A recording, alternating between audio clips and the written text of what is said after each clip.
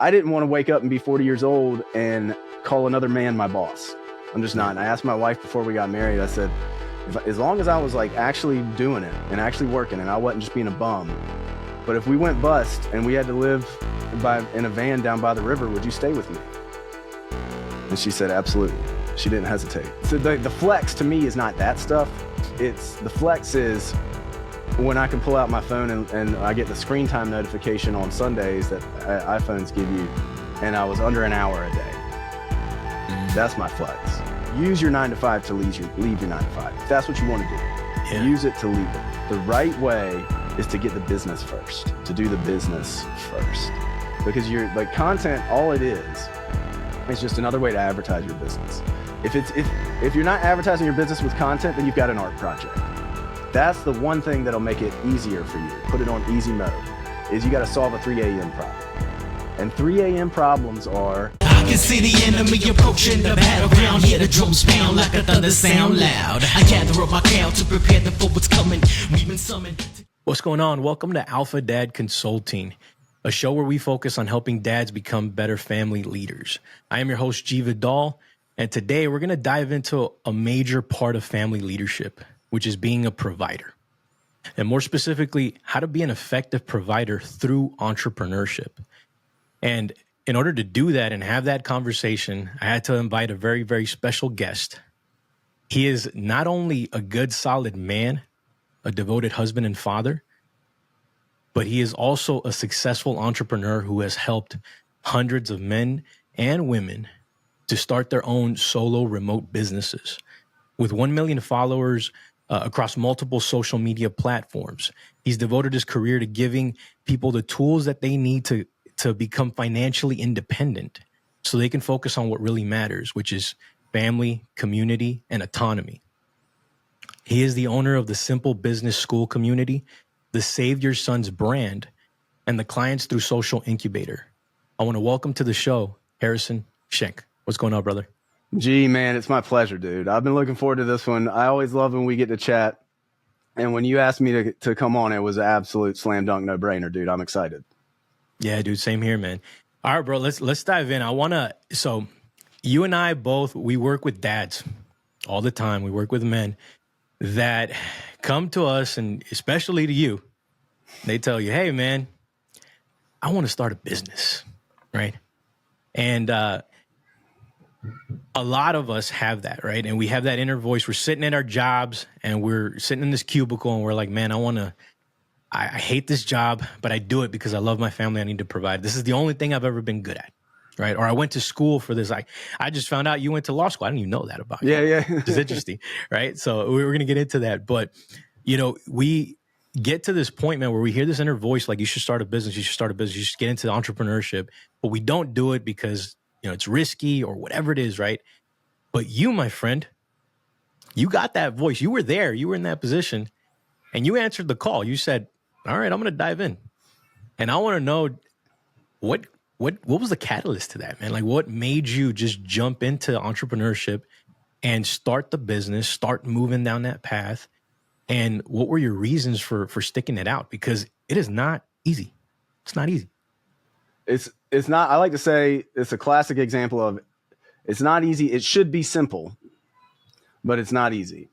And for me, man, there were so many things. I think I come from a long line of entrepreneurs, which really a lot of us do. If you go back a couple hundred years, like most of the men that are our relatives, our great-grandfathers, great-great-grandfathers, they were out there providing, eating what they killed. So more of us have that in us than we think. And for me, it was my dad, my granddad, my great-granddad, both granddads. Like, it was from all sides.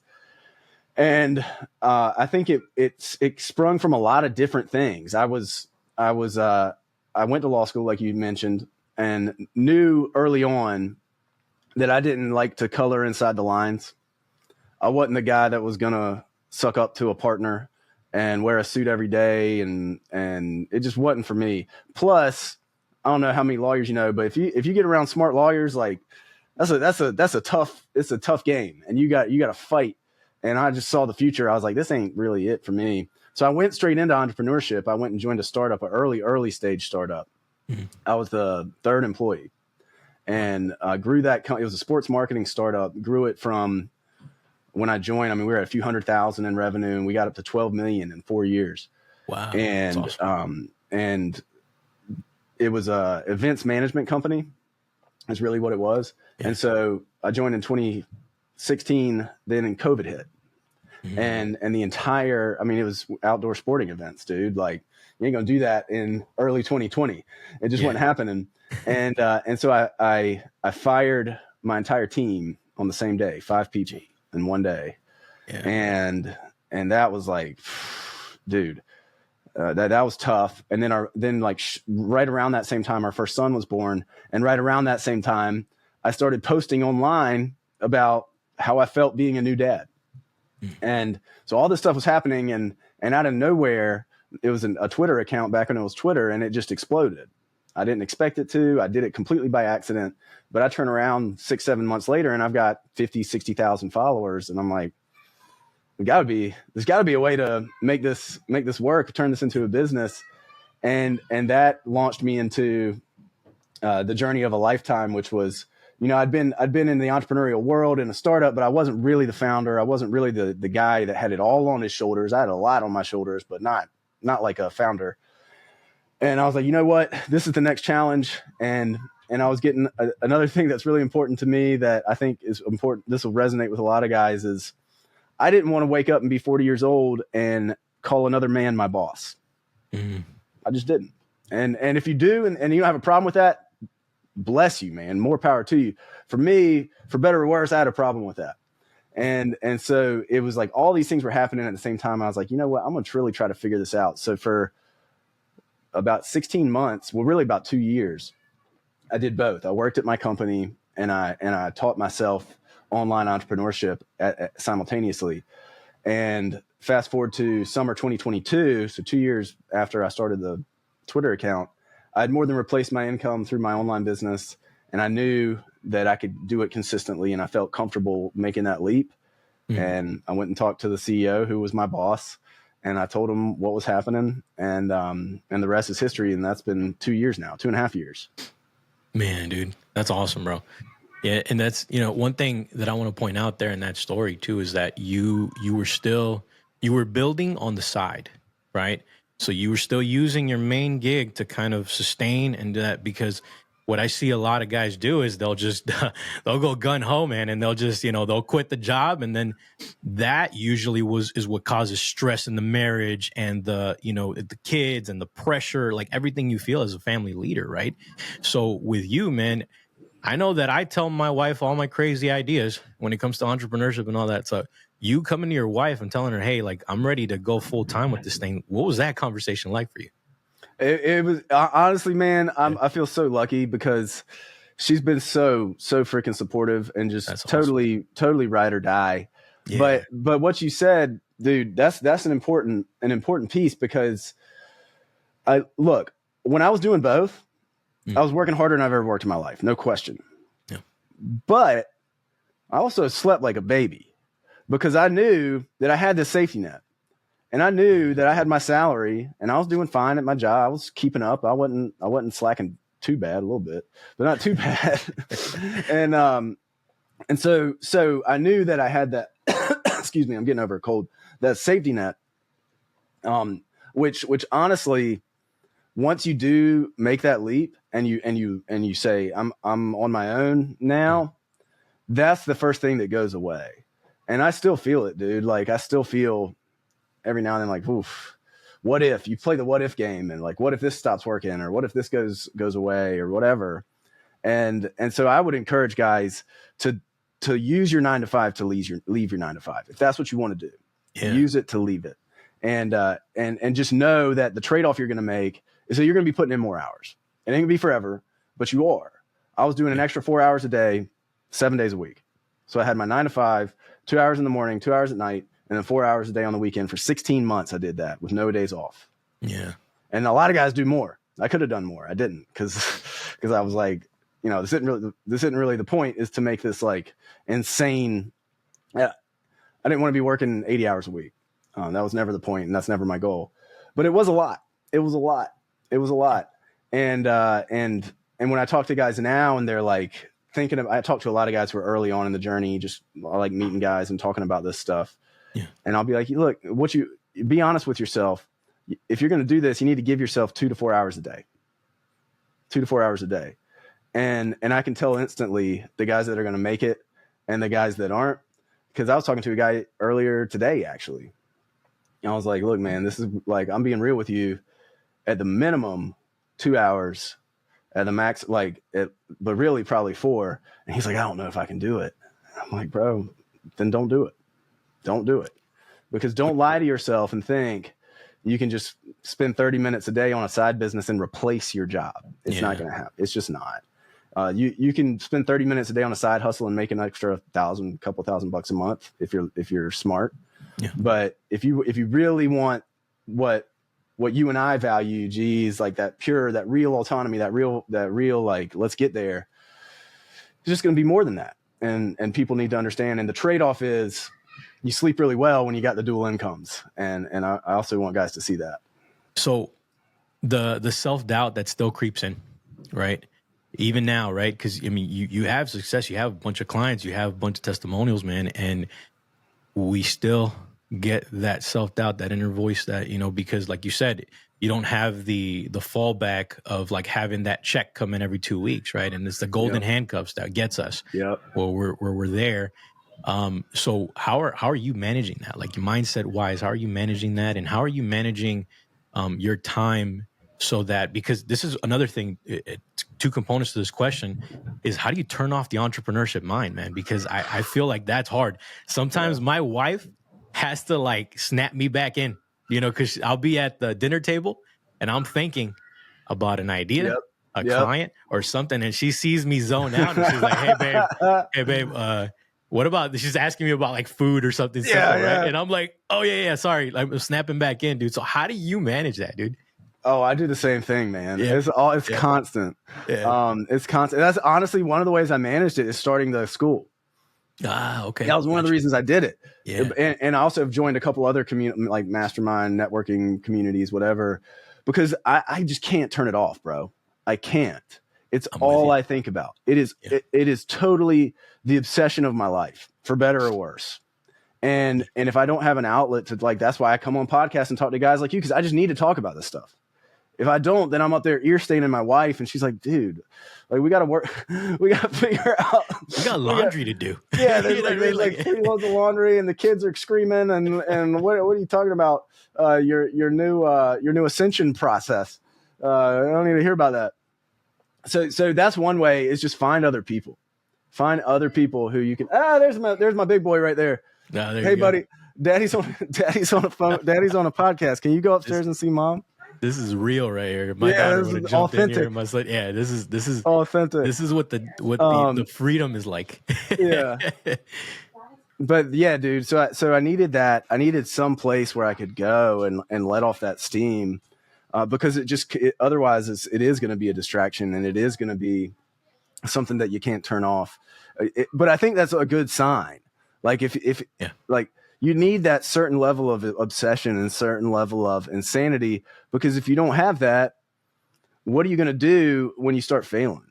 Because you're inevitably going to start failing, or you're going to have mistakes and stumbling blocks, and you're going to screw up, or things are not going to work the way you thought they were going to work. And you're going to have to change what you're doing, or you're going to have to do more of what you're doing. Yeah. And if you don't have that, like for me, there's no way I'm ever going to go back to a traditional job. I'm just not. And I asked my wife before we got married, I said, as long as I was like actually doing it and actually working, and I wasn't just being a bum, but if we went bust and we had to live in a van down by the river, would you stay with me? And she said, absolutely. She didn't hesitate. I used to ask that to every girl I dated. Yeah. And that's when I knew. I was like, all right, this is a good one. She's a real one. Yeah. She didn't hesitate for a single second. That's awesome. And that's what it is for me, man, is I don't think I try not to turn it off.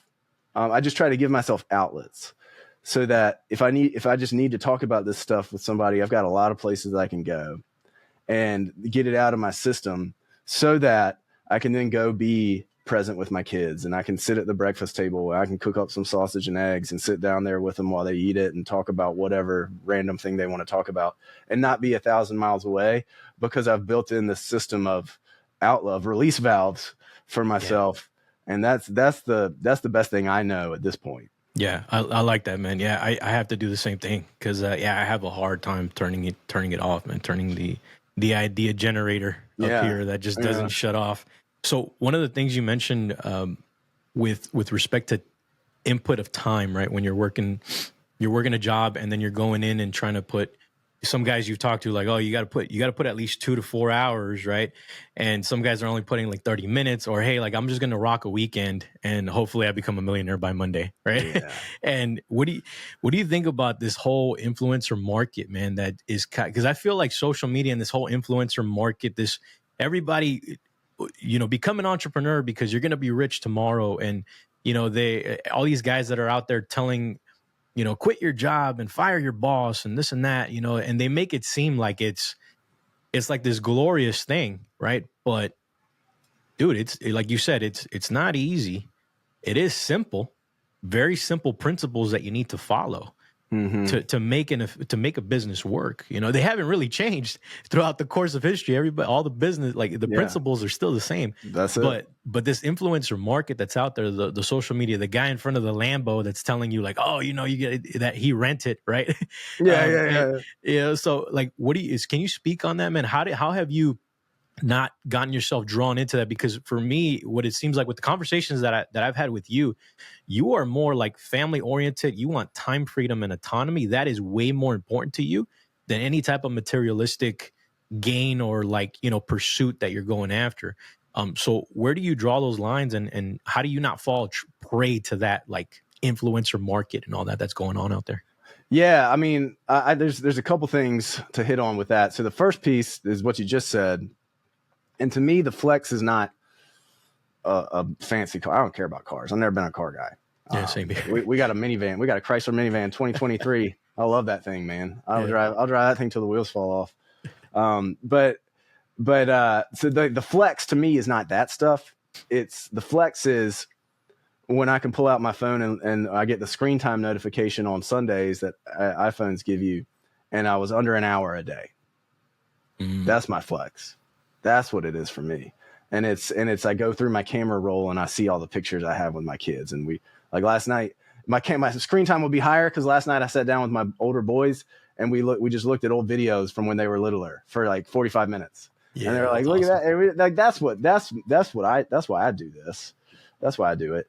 And I think whatever your motivation is, like if your motivation is a lot of money, that's fine too. But what I would caution guys against, I think, is what I've started calling the creator myth. And I fell victim to it. I fell prey to this too. But there's this idea that if you just go out and you get a big following, it's like step 1, grow a following. Step 2, ? Step 3, get rich. And I think that's what I see people getting sold and bought into. And it's even worse now on X, dude, because people are like, oh yeah, I'm going to get ad revenue. I'm going to get monetized and I'm going to be making $8,000 every 2 weeks, just like from my tweets. I'm like, no, you're freaking not. Like you're just not. It's not going to happen that way. The most I ever made from X ad revenue in a month is like $500. And it's nothing. It's peanuts. And I have a big account. Yeah. Good luck getting as big as me. Good luck. So it's just not the right path.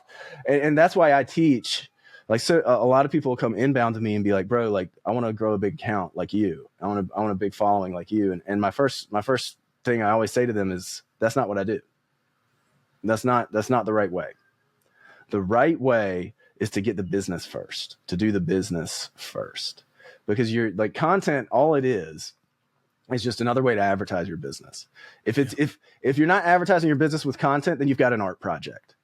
And if you want an art project, that's fine too. I'm an artist. I'm a musician. I've been a musician my whole life. So if that's what you want, that's fine. But don't conflate the two. Don't think that this art project is going to make me millions, because there's no actual offer. There's no actual value. There's no actual thing that people want to buy that you can provide that is valuable enough to be worth more than the money that people pay you.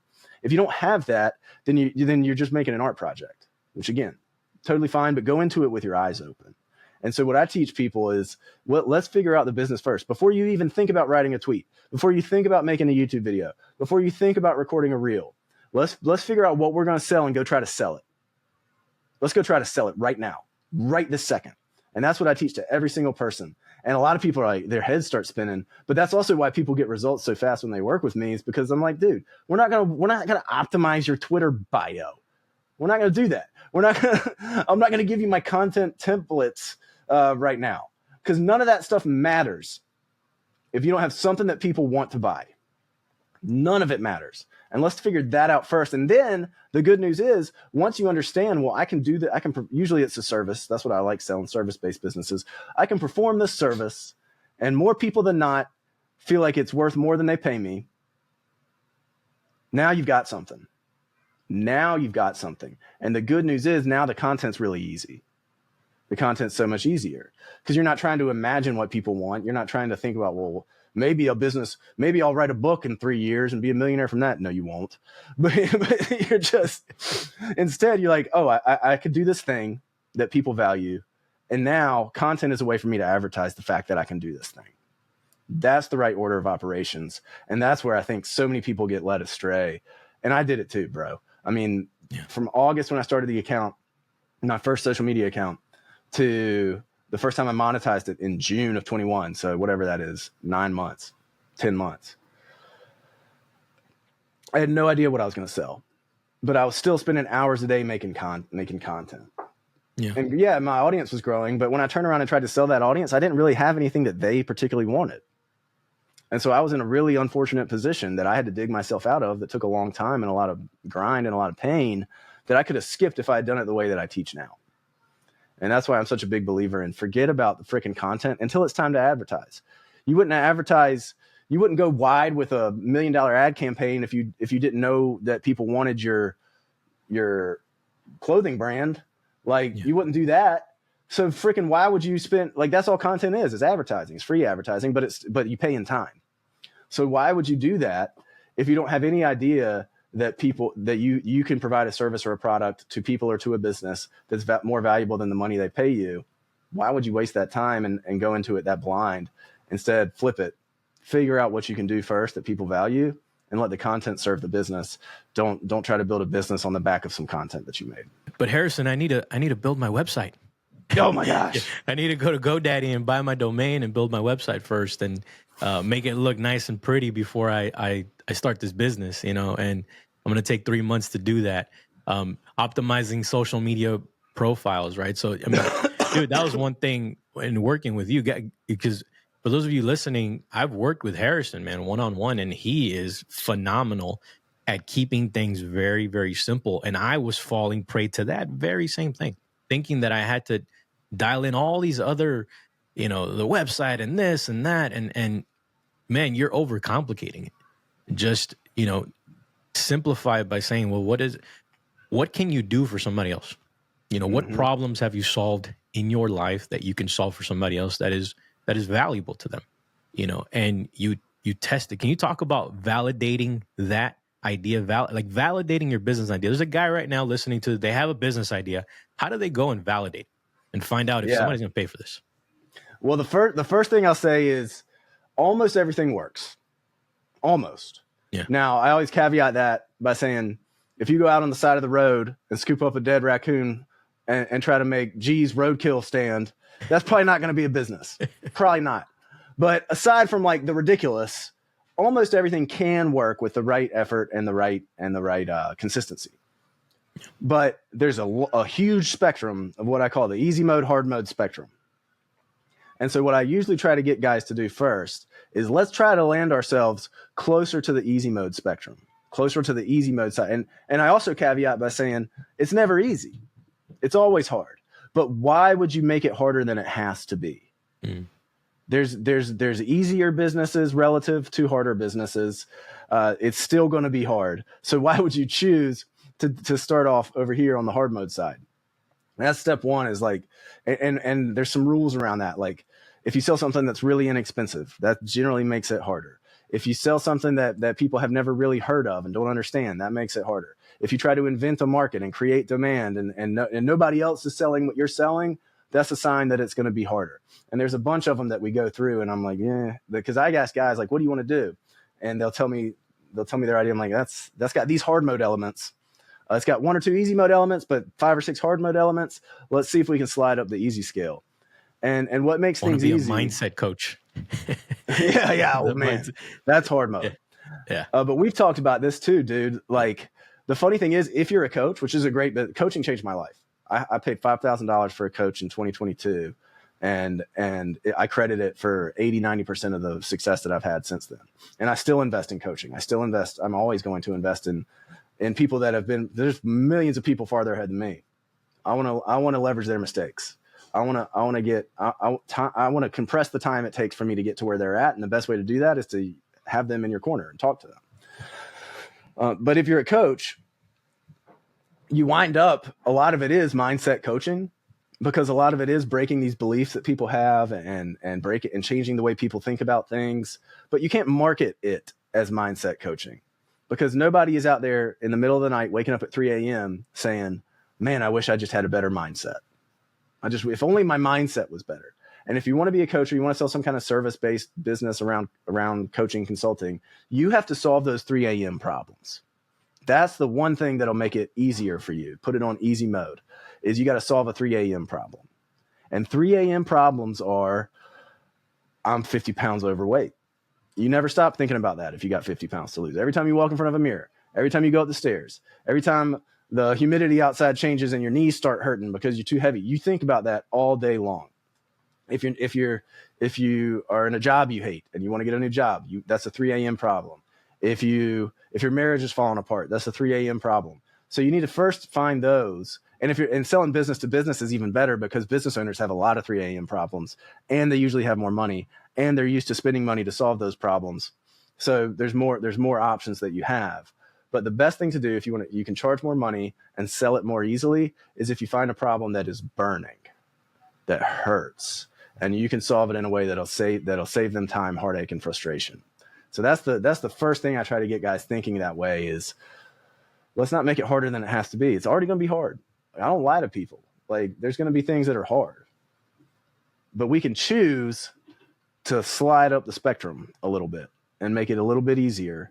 And why the heck would we voluntarily make it hard mode? And one of the things, coming from like the online business coaching space, right? Because we're in that, we're like embedded into that, and we love it, but there's also some bad apples in there in terms of like, the digital course market has also shifted, right? You see that shift now. People are looking for more one-on-one type of support, program, cohort style supports. So right now, the guy that's thinking to himself like, maybe I should create a course, or maybe I should do this. Like, where do they start, man? Where would he start in terms of like step one, right? Like the first few steps that they could take to start not only validating their offer, but actually starting to create that business. The very first thing they should do is try to sell it one-on-one as a service. Okay. Validate it. So like, let's make an example. So say you are I actually know people that do this. So you're gonna make a course. I know guys that sell these courses for $5,000 on SEO optimization. So you're going to go to local service-based businesses, and you're going to say, I'm going to make you rank higher on Google, which means you're going to get more traffic. And then I'm going to tack on an AI appointment bot that's going to help you schedule the thing. So if you want to make a course that teaches other guys how to go do that, or even teaches business owners how to do it themselves, which would be a great thing, as you say, you spending a couple hours a day learning this stuff, you can close more appointments, get more traffic, get more bookings. That's fine. That's great. But I would first want to see that you validate it and you can deliver it one-on-one first. So go to a freaking business owner and just have a normal conversation like a normal human being. That's what I teach. Is find, like, I call it Dream 100. A lot of people, you might have heard that term, but like list out 100 people who you're like, these guys would benefit if I did my thing for them, and just freaking talk to them. Just have a normal conversation with them and be like, look, I'm going to be real straight up with you. One of the things I'm putting together this business, and it's brand new. But what I think it can do is help capture more leads onto your website, because it'll help you rank higher, and then it'll capture traffic so they don't bounce off, and give you a way to follow up with them really easily.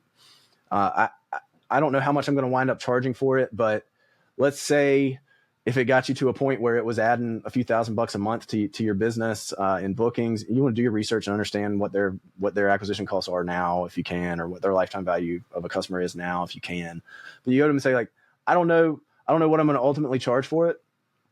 I just want to get some reps under my belt and prove to myself that I can do it. So would it be cool if I set this up for you free of charge? If you love it, all I'd ask in return is that you think about making a testimonial for me, and then we talk about what it would look like to pay me to keep doing it.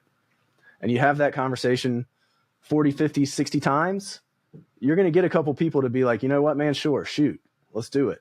And now you're moving. Now you're rolling. And so you do it, you get some results, you get some testimonials under your belt, you get some people paying you to do it. It doesn't take long, 2-3 months from day one to get there. And then you have a decision to make. Do I want to continue? Do I want to turn this into a full service agency where I do everything for them? Or do I want to be more in the educational space where I teach people how to do this and they go and execute it? And that's a great place to be in. There's a lot of pros and cons on each side. It really depends on you and your goals and what you want to accomplish. But I would say the first thing is just go try to get someone to try it. Go try and sell it. Go try and sell it.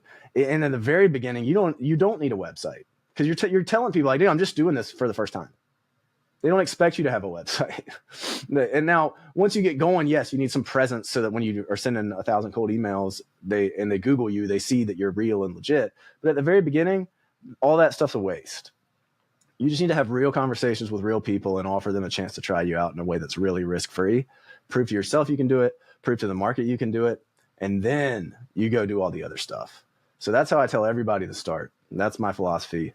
And it works out. It works out. And that's what I'm going to keep doing. Yeah, no, it's brilliant, dude. It's brilliant because, yeah, I see a lot of people just overcomplicate it, man. Oh my gosh. They really do. I've fallen prey to this for sure, man. It took a bunch of like just knucklehead conversations with you where you're like, dude, no, man, no. Think about it like this, dude. And I appreciate it so much, man, because this helped a lot. You know, one of the things that you mentioned, and I've seen you kind of do this even with yours, because you have a very popular account called Save Your Sons, right? A social media account. And that was kind of the inception, what you were talking about earlier, where that grew a lot of the following and a lot of the traffic and eyeballs that you got to your stuff, right? But you started that as an anonymous account. Like you weren't front facing, right? You weren't showing your face or anything. It was just, hey, like, and it was, a lot of people talk about all these different tactics and strategies to grow on Instagram. A lot of your stuff was like text based, and it's like carousel slides of like, here's a 50 list thing of like 50 lessons you want to give your son, and all this stuff. Yeah. So it's very unorthodox for growth on Instagram, because everybody's telling you to do reels and all this other stuff. And you were doing it, you were killing it with these carousels and all these posts. And so you've grown, but at a certain point you did a shift where now you're putting your face out there and you're not anonymous anymore. You're putting yourself out there. And I remember a conversation that we first had, man, where I was telling you about Apogee, right? Yeah. And we were talking about how important it is to put at the forefront of your offer what you were talking, a 3 a.m. problem, something that is painful, something that calls out your ideal client, so that they say, okay, cool, that is my problem. So you got my attention, right? And we went and we looked at the Apogee site, right? And we were like, hey, man, this is not calling out a specific avatar, right? And sorry, Matt and Tim, if you're listening or watching this, but but one of the things you said is like, yeah, but they have Tim Kennedy everywhere, bro. Yeah, they have he's like everywhere on that website, his pictures everywhere. So that's like brand, man. That's a whole nother level, right? And can you speak to that, the power of personal brand, and why, even if you are just getting started and doing everything, and you don't need a personal brand to get started, but why it is sort of the ultimate game that you want to play? Building the personal brand. Yeah. I think first thing is that falls in. That's a perfect example of everything can work. Everything can work. Yeah. And I hadn't chatted with those dudes. I respect them, and I think it's great what they're doing. And I know a lot of guys like you who are part of it, and they all speak so highly of it. So it's awesome. Absolutely. I recommend it because my friends recommend it. But they're doing some things on hard mode. They just are. Yeah. But they're also making it a lot easier on themselves by leveraging the incredible trust that comes with a personal brand. And that to me is one of the main reasons I switched. And I was like, you know what? Like, I'm a pretty private person. I'm actually really introverted. I like having conversations like this, but if I'm in like a room talking with a bunch of people, like a party or something, like, bro, give me 30 minutes and I'm done. I need to go sleep after that. So that was a big part of why I was like, I don't want people coming up to me. I don't want to be recognized. Like, whatever. Nobody's really going to recognize you. Unless you're like real famous, which I'm nowhere close. But to me, it was, I want to put this on easy mode. And then there was also a big shift in just what I was interested in. I didn't really catch the entrepreneurship bug until I started doing it. And when I caught it hard. And so any sort of content that didn't somehow tie back to that, like, I still feel trapped in a lot of ways because I've got this massive audience and like less than 1% of them think of me as a business guy. They think of me as this fatherhood account that posts memes and good threads and whatever. And so when I do talk about business, a lot of them get like whiplash and like, wait, what are you doing, bro? I'll still get comments be like, shut up, meme man.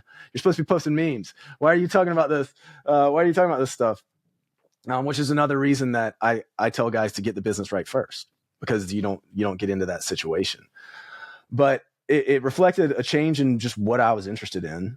And it was always going to be inauthentic if I'm not talking about stuff that I actually really am passionate and care about and I'm thinking about all the time. And my business content, I think, is way better than the fatherhood content, which I think was good too. But I think my business content is better because I'm just I'm like just freaking into it, dude. And I think that comes across. But so it was a little bit of that. But then also I wanted to transfer up the easy mode spectrum. And the best way to do that is trust. The best way to do that is trust. And I'll give you a quick anecdote, a quick story, illustration of what I mean. So imagine you're sitting in, this is what I tell everybody when they're like, why is personal brand so important? Why is trust building so important? Imagine you are sitting in your living room and you hear the doorbell ring and you go to the front door and it's a complete stranger, somebody you've never seen before in your life. And they start talking to you and they say, hey man, I'm out here selling solar panels. I want to set up a meeting about how I can save you money on your energy bill. 9 guys out of 10 are going to slam the door on that guy's face. That's a hard job. Selling to strangers, that's selling to cold traffic. Yeah. Selling to cold traffic. And it's hard, especially door to door, especially something like solar panels. Everybody knows the deal. If I want solar panels, I'll freaking buy them. You're not going to sell me on it. Like, come on, dude. I know the deal. But imagine, same scenario. You're sitting in your couch in your living room. You hear the doorbell ring. You go up to the front door, and it's not a stranger this time, but it's your next door neighbor who you go to church with, who you see in the driveway every day. Your kids play in the backyard. You go get the mail at the same time. You have small talk. You see him on the commute to work. Your wives chat all the time. It's your next door neighbor. And he says the exact same thing. Hey man, I'm selling solar panels. I want to see if I can set up a meeting with you to talk about saving money on your energy bill or your heating bill or whatever, your electricity bill. You're going to take that meeting. You are going to take that meeting. And why? The only factor that is different is that you trust this guy and you don't trust the first guy. You know this guy and you don't know the first guy. And that's what happens when you build a truly personal brand online. If I see some account that's like ancient secrets of masculinity and their profile pictures like some wolf, and they're like, and they're talking about, here's my thread. I'm like, I don't know who you are. Yeah. I don't know anything about you. You might be the man. You might really have it going on. I doubt it, but maybe you are, but I don't know. And until I know that, there's no way that I'm going to begin to trust you. I don't care how good your content is. I'm just not. But if you're out there and you're talking to people and you're doing podcast G is one of the best ways to build that trust. It's called a parasocial relationship, which means people think they know you even though you don't know them, and they start to like you even though you have no idea who they are. But the way that happens psychologically is when they spend time with you and they hear you talk, and they can tell, because people aren't stupid. They can tell if you're full of crap, or they can tell if you're a scumbag, or they can tell if you're a cool guy who just is a normal, cool dude who has some information to share that they find valuable. They can tell that really easily, really quickly. And if you're in the latter category, a normal, cool dude with information to share that they find valuable, and they consume that information after 7, 8, 9 hours of consuming that information from you, you're gonna feel like their neighbor.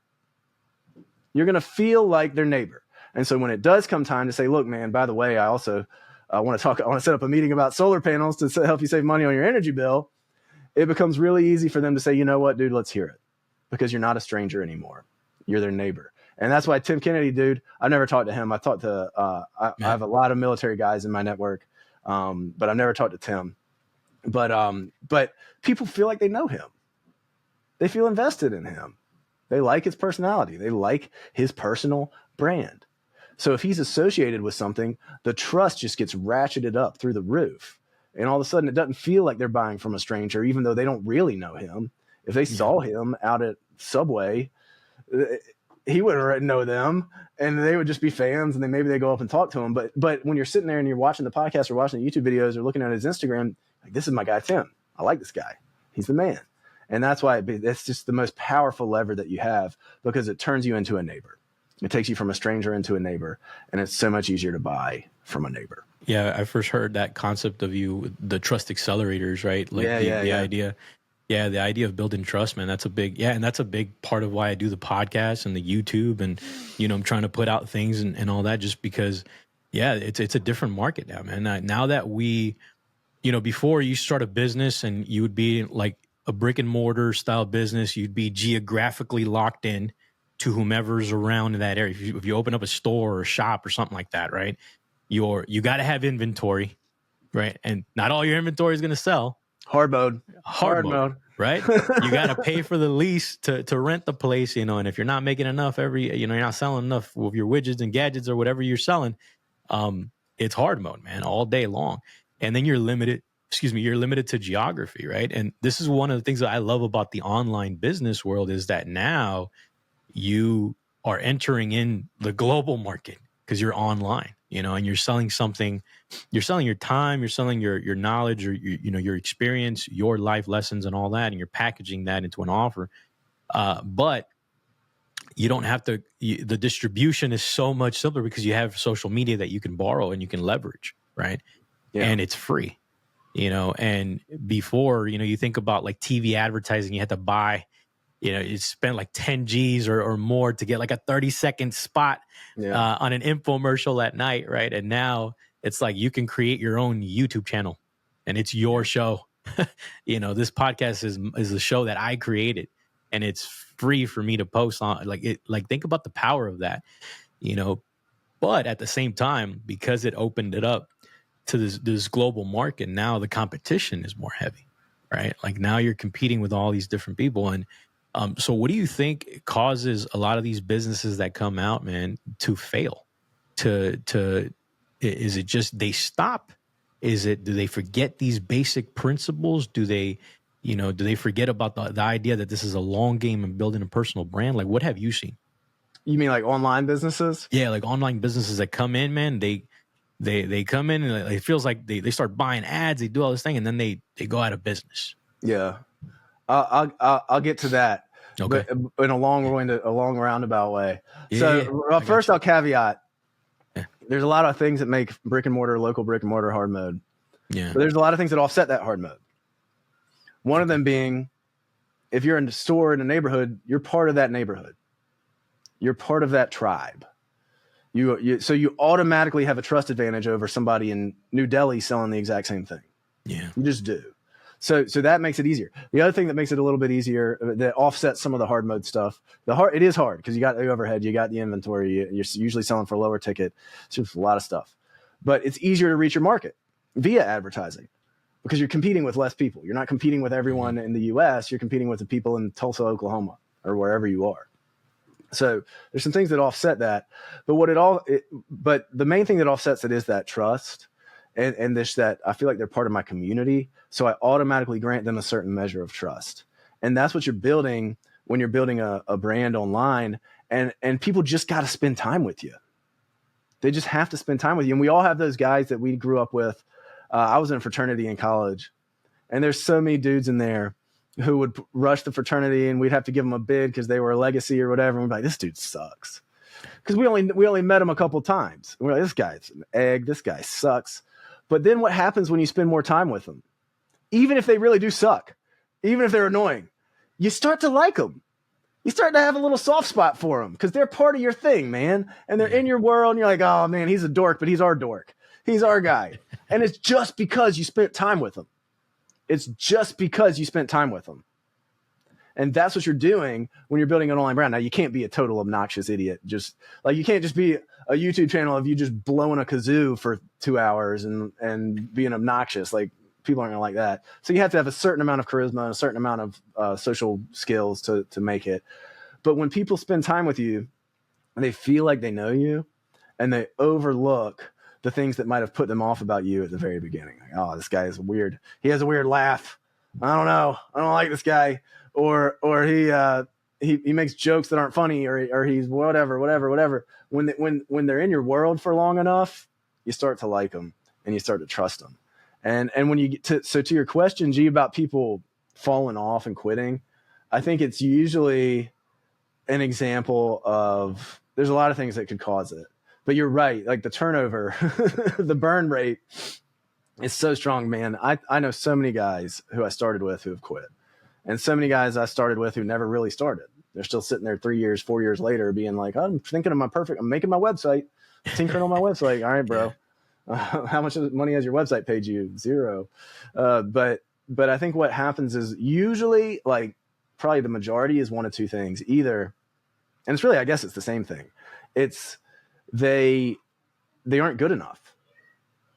They whatever they say they can do, they burn enough people to where the bad word of mouth outweighs. Like, even a broken clock is right a couple times a day. Like, you could get a client who was just going to make it anyway, and they make it, and you think, I did that. Well, you didn't really do that. You might have played a little role, but not really. Yeah. So you need to have that consistency, and prove that this is something that more likely than not, I'm going to help people with. But I think people get to where they aren't doing that. Mm-hmm. And the bad word of mouth starts to really hurt them.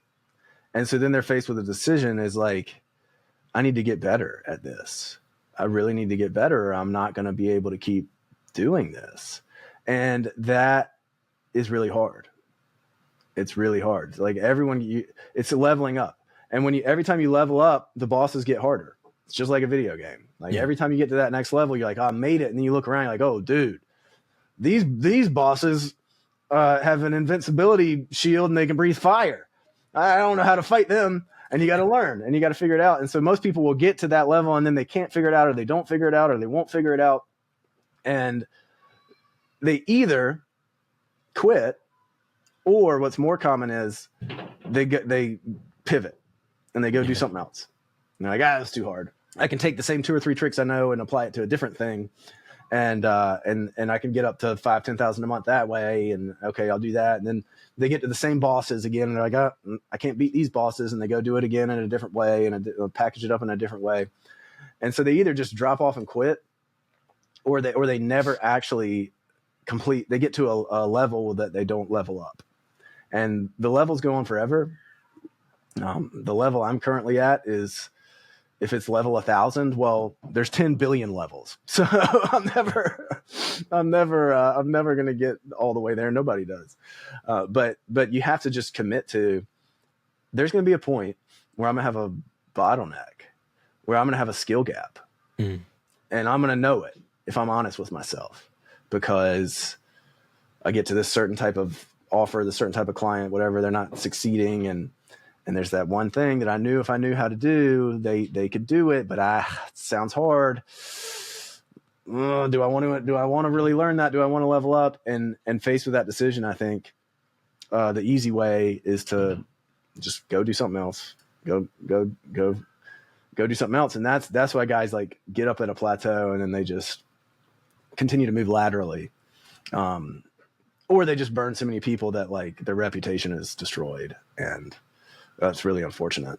Because I do respect people that are earnestly trying to do it. Yeah. I do. And you're not gonna be for everybody. There's always gonna be people who just, for whatever reason, it doesn't happen. They don't do what they need to do, or you can't communicate right with them, or there's just something that's not working. And that's part of it. But the sad reality is, like, if you have too many of those, bad word of mouth travels way faster than good word of mouth. Yeah, it does. Way faster. So that's another reason I tell guys to, like, think about it. What if you just went out and you did make a bunch of content about some solution you had, some offer for a dentist office or whatever, and you're like, I'm going to help these guys do this, but you weren't really good at it. Well, what happens when your ad really works? And the next thing you know, you got 100 dentists being like, I'll take that thing. And then you got to deliver it, and you aren't good enough. And then they all go tell everyone they know, is like, don't hire this bozo. He screwed us up. Whereas if you had actually taken it the right path and gone to one dentist and been like, look, man, I'm trying this new thing. I want to do it I want to make it really easy for you to say yes. So I'm even willing to do it for free. Can I try it? And you build it up that way. That's the way to do it. And that'll give you the confidence to know I can solve these problems. And yeah, there's going to be more problems later. You're going to have to figure those out later. But at least at the beginning, I can knock these 4 or 5 things out of the park 99 times out of 100. And that's where you have the foundation of your business. The entrepreneurial mind, man, the shiny object syndrome is so real, right? Yeah, so real. And I like that you said that once it gets hard, these business owners, like the boss gets a little too hard to fight. Yeah. So they go and they build another business to that same point again, right? And then they get to that boss again. They're like, oh, man, I've been here before. I can't beat this dude. So let me go start another one and start another. And they repeat this cycle. And what I want people to see is that there's a difference between that type of entrepreneur versus the one that just fails, right? Like the one that has a failure. Because, the first time that I even started this whole alpha dad thing, like, dude, this is a complete joke. Like I created, and you've done this. I created a course thinking that that's what they needed and this and that, and crickets, bro, nothing. I created this fancy landing page, this video sales letter. I was all proud of myself. I'm like watching the video. I'm like, man, this is kind of good, got all these graphics coming in and all that. Yeah. And it sucked. Did I go back and watch that now? I'm so embarrassed. But and so the failure, right? Like there's a failure, but what I didn't do is I didn't leave the niche. I knew that I wanted to work with dads. I knew that I wanted to talk about family leadership. I just didn't have my avatar dialed in. I didn't have the offer dialed in. I didn't have all these components. And, there was things pulling me. They're like, oh, maybe Amazon FBA or, drop shipping or all these, like all the stuff, right, that you see in the online entrepreneurship world that were and I tried some of those things and it completely bonked, bro. Like it was horrible. And when I landed on it, I was like, okay, I know this is where my heart is. This is where I want to pour in. This is where I feel that I can be of value. And I just stuck with it. Now it's been 4 years sticking with the same kind of brand and the same niche. And every year, every month, every conversation like this, I refine it. I change it. I dial it in a little bit more. I beat a new boss, and it's that concept of outlasting. And you've been on Ryan Mickler's show. Right. Yeah. Order of Man. He's a good dude. I haven't met him myself, but I know a lot of guys that know him, and he's been doing the whole dad thing for like 10 years, and I've seen him from like when he started to where he is now and the progression, his growth and all that. And he's built a brand out of that, and built this growing, but he's outlasting, he's just going, man. He just, no matter what hits him, he keeps going. And that's what I want you, if you're listening to this, I want you to think about that, is that it is a long game if you're getting into this. It's not a short-term, like instant gratification. You can have quick wins and make a good amount of money, up front, and you can hit it out of the park if you're doing it right, and you avoid a lot of the mistakes that me and Harrison have made. That he's giving you. He's giving you game on this to avoid those mistakes. But just think about it in the long term. Don't think about it in the short term and this instant gratification type of thing, because it's not, man. Like you want to outlast, you want to keep going, and you want to learn and continue beating those bosses as you reach new levels. So yeah, I can tie that, I can hammer that home with a story about Ryan, actually. Oh yeah, okay. Yeah, he's the man. Go give him a follow and listen to his podcast. Is fire, dude. Yeah, so Order of Man, guys, is awesome. Yeah. So what you're talking about though, like play the long game, I'd say a twin thing about that is know the game you're playing. Know, like, I'm in this. If you have something that's validated enough, which means like people buy it and they stay and they like it, and they bite again or whatever.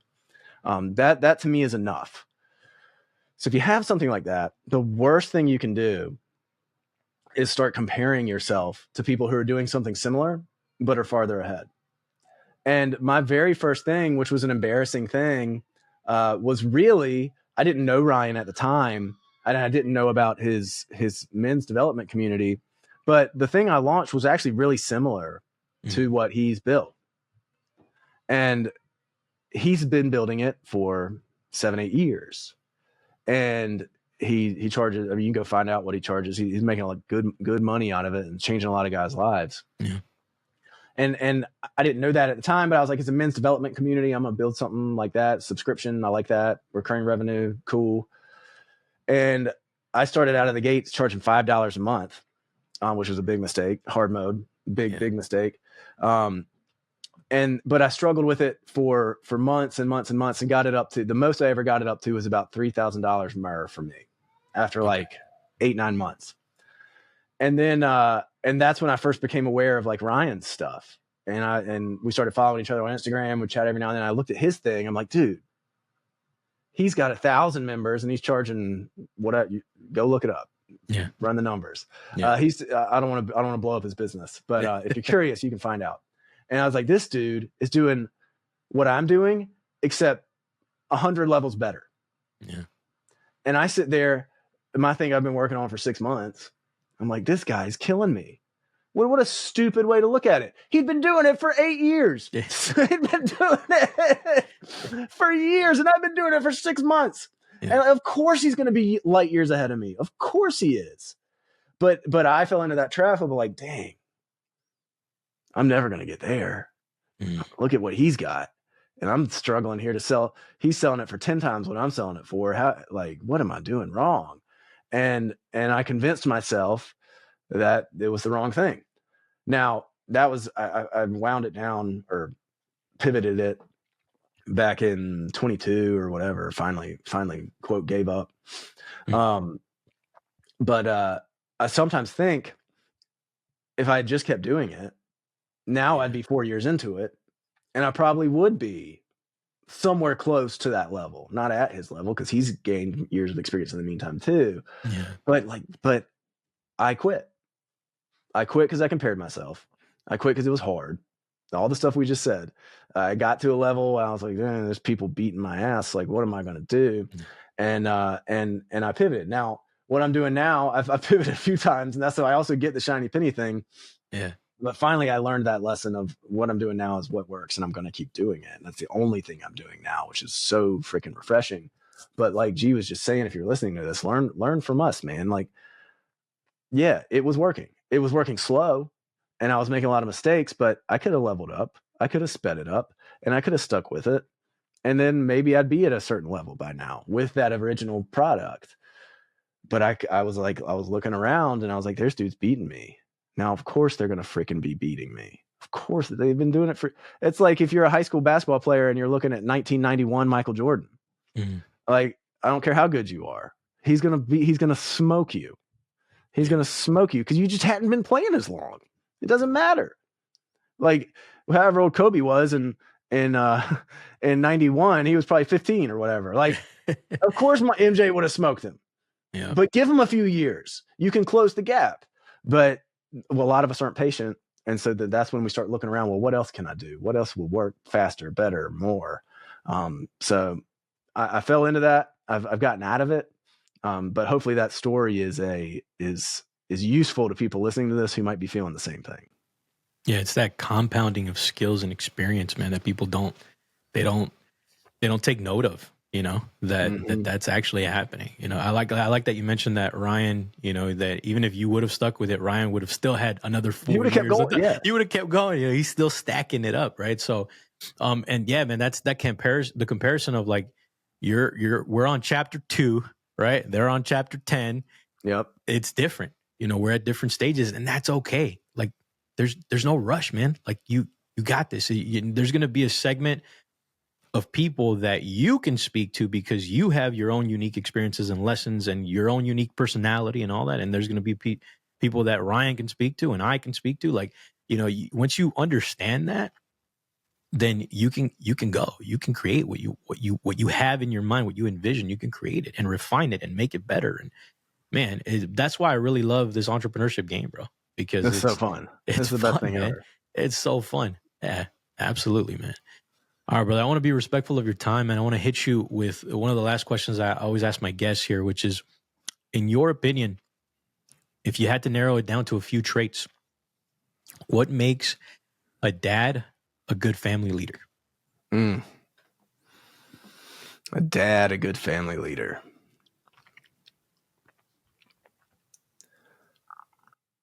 Humility, and I'll define what I mean by that. And then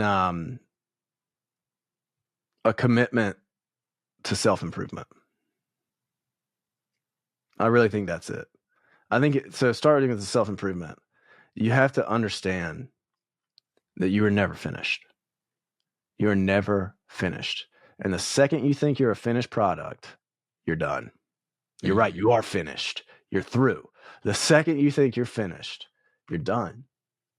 Your life is a never-ending project of self-improvement. You are always, I mean, until I'm 9, hopefully I live to 100, I'm still going to be working. I'm still going to be, whatever I can do at the gym, I'm going to be doing it. Whatever, maybe I can't be running a business the way I am now, but you better believe I'm going to be on boards and consulting until they got to put a diaper on me and put me in a home. Well, you just never done. And I think that's a big thing that really holds guys back, is they get to 30, 40 years old and they're like, this is as good as it's going to get. And if that's what you believe, then you're right. Whatever you got now, if that's what you believe, you're right. This is as good as it's going to get. But as long as you keep fighting, you know, there's still chips on the table. I can still crawl. I can still improve. I can still advance. If you have that mentality within you, not only will you advance, but you'll transfer that to your kids, and they'll see that, and they'll be like, "Look, Dad, maybe they're college age, and you're 60, and they're like, Dad's still out here lifting weights. Dad's still out here boxing, taking boxing lessons or jujitsu lessons, whatever you're doing." I'm like, damn, that is badass. Because how many 60-year-old guys do that? Almost none. Because they've all got to a certain point, like, I'm finished. I'm finished getting better. I'm finished developing. So you have to understand, you have to commit that I'm never a finished project. I'm never, ever, ever a finished project. And I'm going to keep improving until the day that I draw my very last breath. And then the humility side, one thing that's really hard, because I think humility, I think about humility tactically. I think in some situations it's valuable, some situations it's not. And when it's really, really valuable is when people already hold you on a pedestal. So if people already really look up to you and you show a little humility, that's going to go a long way in strengthening the bond that they feel with you and the trust that they feel with you. And imagine, like, I don't know, who's that? Michael Jordan. Like, if you were, because he's like the only celebrity I can think of. I don't follow celebrities. Hey, I mean, he's pretty up there, he's bro. The best, man. Yeah. But think about this. How powerful would it be if you walked up to MJ, you randomly ran into him, and he was like, "Hey, man, come over and talk to me for a minute. I just want to let you know, here's a couple things I've been struggling with. Like, I'm not perfect, and I just want to let you know, like, no matter what you're going through, just keep going." Like, whatever, like, humble statement interaction you could have with him. How freaking powerful that is. Holy God. MJ told me that. He could have told me to eat shit. He could have told me to kick bricks. Like, he could tell me anything, and I'd be like, well, it's MJ, so I forgive it. But imagine if he was just like cool as hell and humble as hell. That's the strength of humility when you're on a pedestal. But if you look at the inverse of it, if you're a nobody and you're down at the bottom, humility becomes a liability. Mm-hmm. Because if you make self-deprecating jokes about yourself, you're like, I'm just someone, I'm just getting, like, people are gonna be like, yeah, you are nobody. You're nobody, and they ignore you. So you have to think about humility a little bit tactically. I don't think it's something that it always applies to every single person in every situation. But when you're a dad, that's a pedestal, man. That's a pedestal. And I think one of the most powerful moments that I share, I try to do this consciously with my kids, is talk about when I messed up. Talk about, because you're Superman, dude. And eventually they're going to realize that you're not. So don't hold on to that and think I'm going to maintain this facade forever. Like, of course I'm not Superman, but I'm pretty good. I'm better than most people, I think, at a lot of things. But they see me that way too, which is why when I can have moments of, look, this is what I did wrong. This is why I was wrong. And this is what I'm doing to make it better. That hits so much harder. So I think if you combine those two traits of, I'm just going to always keep getting better. I'm going to keep getting better. And I'm going to use humility in a tactful way to increase that bond with my kids. Because I don't want them thinking I'm Superman. Because the longer they think you're Superman, the harder the fall is when they realize you're not. Yeah. And because they've built you up. I want them to see the human me who's comfortable under owning things where I mess up. And then I want them to see me working every day, because I know I'm never finished. And the second I think I'm finished, I'm right. And that's the end. Dude, that's so powerful. My mentor used to tell me, I'd rather wear out than rust out. You know, and he has that. He's in his 60s now, and he has that tenacity of just like, I'm just gonna go, man. Ain't nobody telling me that I'm retired. Yeah. You know, that I'm done improving myself, that I'm done being tactful with my humility. Like no one's gonna. Yeah, dude, I love that. That's awesome, brother. Yeah, bro, man. Dude, thank you for this. Hey, this is awesome. Thank you, G. Let's do it again sometime. Yeah, bro, absolutely. I'm down. Thanks for checking out my interview with Harrison. I've linked up all of his contact info in the show notes below. And if you got value from this episode, all I ask is that you share it with a fellow dad who could benefit from it. If you're interested in learning more about entrepreneurship and how to balance a family and a business, you're going to want to check out this episode. 1, 2, 3 actions I didn't meet. 4, 5, 6 fear and silence begin to mix. 7, 8, 9 the thought of being emotionless started taking over my mind.